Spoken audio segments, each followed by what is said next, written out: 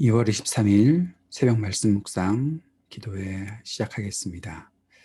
거룩하신 아버지 하나님, 오늘도 저희들을 주님의 품 안에 품어주시고 이 하루를 시작할 수 있도록 인도하심을 감사드립니다. 우리의 마음과 우리의 모든 것을 주님께 맡겨드리며 주님 우리를 인도해 주옵소서. 주의 길을 따르겠습니다. 믿음의 고백으로 나아가는 우리의 삶이 될 수 있도록 오늘도 우리를 성령으로 충만케 하여 주옵소서.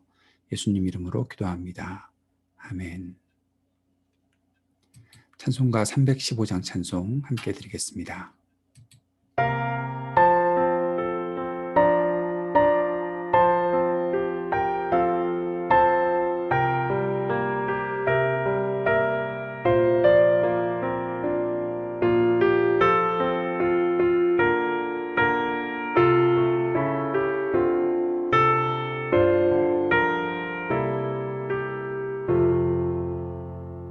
내 주 되신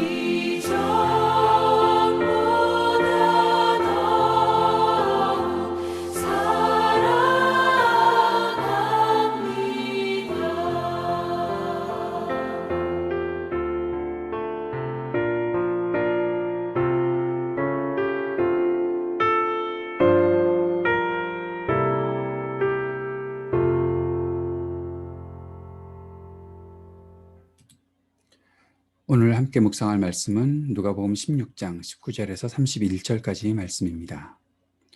어떤 부자가 있었는데 그는 자색옷과 고운 베옷을 입고 날마다 즐겁고 호화롭게 살았다. 그런데 그 집 대문 앞에는 나사로라 하는 거지 하나가 헌데투성이 몸으로 누워서 그 부자의 상에서 떨어지는 부스러기로 배를 채우려고 하였다. 개들까지도 와서 그의 헌대를 핥았다. 그러다가 그 거지는 죽어서 천사들에게 이끌려가서 아브라함의 품에 안기었고 그 부자도 죽어서 묻히었다. 부자가 지옥에서 고통을 당하다가 눈을 들어서 보니 멀리 아브라함이 보이고 그의 품에 나사로가 있었다. 그래서 그가 소리를 질러 말하기를 아브라함 조상님 나를 불쌍히 여겨주십시오. 나사로를 보내서 그 손가락 끝에 물을 찍어서 내 혀를 시원하게 하도록 하여 주십시오. 나는 이 불 속에서 몹시 고통을 당하고 있습니다 하였다. 그러나 아브라함이 말하였다. 얘야 되돌아보아라. 내가 살아있을 동안에 너는 온갖 호사를 다 누렸지만 나사로는 온갖 괴로움을 다 겪었다. 그래서 그는 지금 여기서 위로를 받고 너는 고통을 받는다. 그뿐만 아니라 우리와 너희 사이에는 큰 구렁텅이가 가로 놓여 있어서 여기에서 너에게로 건너가고자 해도 갈 수 없고 거기에서 우리에게로 건너올 수도 없다. 부자가 말하였다. 조상님 소원입니다. 그를 내 아버지 집으로 보내주십시오. 나는 형제가 5이나 있습니다. 제발 나사로가 가서 그들에게 경고하여 그들만은 고통받는 이곳에 오지 않게 하여 주십시오. 그러나 아브라함이 말하였다. 그들에게는 모세와 예언자들이 있으니 그들의 말을 들어야 한다. 부자는 대답하였다. 아닙니다. 아브라함 조상님. 죽은 사람들 가운데서 누가 살아나서 그들에게로 가야만 그들이 회개할 것입니다. 아브라함이 그에게 대답하였다. 그들이 모세와 예언자들의 말을 듣지 않는다면 죽은 사람들 가운데서 누가 살아난다고 해도 그들은 믿지 않을 것이다. 아멘. 누가는 예수님께서 말씀하시고 또 계속해서 비유로 가르치시는 장면들을 하나씩 연결시켜 가고 있는데 오늘 이 비유는 앞에서는 돈에 대한 이야기가 있었던 것을 우리가 보았죠. 그런데 돈을 좋아하는 바리새인들이 예수님께서 말씀하신 돈에 대한 비유를 비웃었고 그리고 예수님은 거기에 대해서 말씀하신 다음에 이제 부자와 나사로에 대한 이 말씀을 하고 계신 것입니다. 부자, 그는 자색옷과 고운 베옷을 입고 날마다 즐겁고 호화롭게 살았다고 그렇게 말씀하시며 시작했습니다. 김동문 선교사님께서 알려주신 당시 배경을 따라보면 자색옷이라고 하는 것은 이 자색이라는 것은 이른바 황제의 색깔이었고 그 자색 염료는 레바논 지중해변 어패류에서 채취하는 것으로 만든 염료이기에 현재 가치에 따르면 이 옷 한 벌의 가격은 수억 원일 수도 있다라는 그런 말씀하셨습니다. 그리고 결국 그 옷을 입을 수 있는 사람은 누구인가? 그것은 로마의 귀족들보다도 더 높은 위치에 있는 사람이 아닐까라고 추측이 되니 이 비유를 듣는 사람들은 아마 이 부자라고 하면서 황제를 떠올렸을 수도 있겠다라는 그러한 생각을 해볼 수 있습니다. 그런데 그가 죽고 나서 지옥에서 고통을 당하다가 하데스라는 그 지옥에 가서 고통을 당했다라는 거죠. 거지도 죽어서 하나님 나라 천사들에게 이끌려가서 아브라함의 품에 안겼다. 천국에 갔다라는 그런 내용입니다. 부자가 간 지옥은 어떤 곳인가? 여기서 말하고 있는 하데스라는 곳은 어떤 곳인가? 지하세계의 통치자라고도 알려져 있고 또 부의 원천으로도 알려져 있는 곳이 바로 이 하데스입니다. 그런데 그곳에 지금 그 부자가 갇혀 있다는 거죠. 그리고 고통을 당한다고 말하고 있습니다. 살아있을 동안에 온갖 호사를 누린 이 사람은 끝을 기약할 수 없는 고통을 당하고 있습니다. 살아있을 동안에 온갖 괴로움을 겪었던 나사로는 이제 하늘나라 위에서 위로를 받는다라고 말씀하고 있는 것이죠. 부자는 자기 형제들에게 자기와 같은 일이 생기지 않도록 해달라, 나사로를 보내서라도 경고해달라고 말을 합니다. 누군가 가서 그들을 여기서 이렇게